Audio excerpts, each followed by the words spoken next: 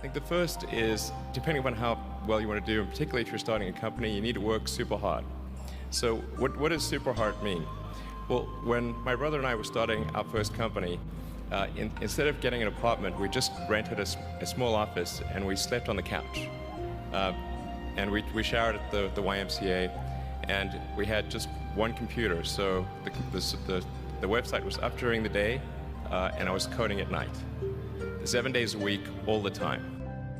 Work hard like every waking hour. That's the thing I would say, particularly if you're starting a company. And I mean, if you do simple math, you say like, okay, if somebody else is working 50 hours and you're working 100, you'll get twice as much done in the course of a year as the other company.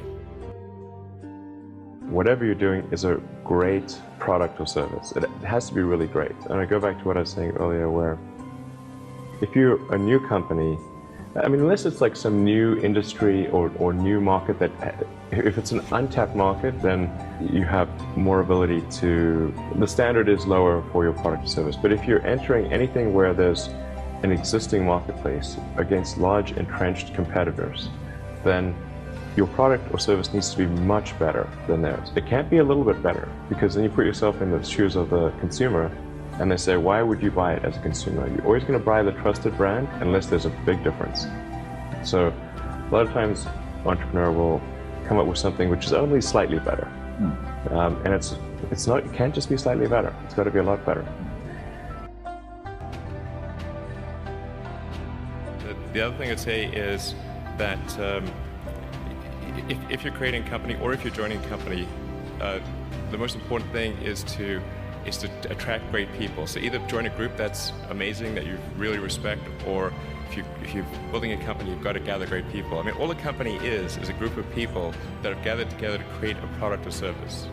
And so depending upon how talented and hardworking that group is, and the degree to which they're focused cohesively in a good direction, that will determine the success of the company. So do everything you can to gather great people if you're creating a company.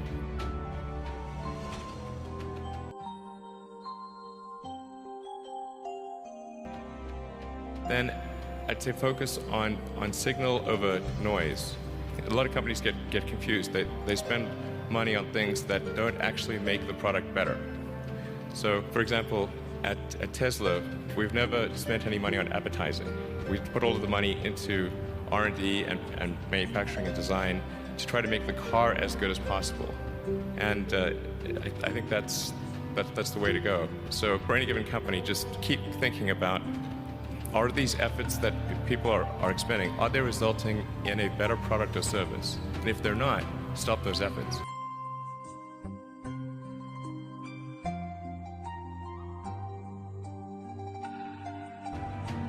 And then I think that the final thing I would encourage you to do is, now is the time to take risk.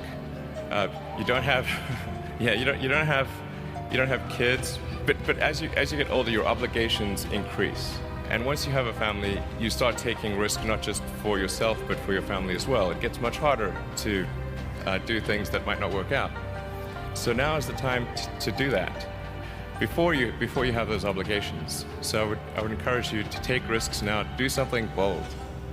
You won't regret it.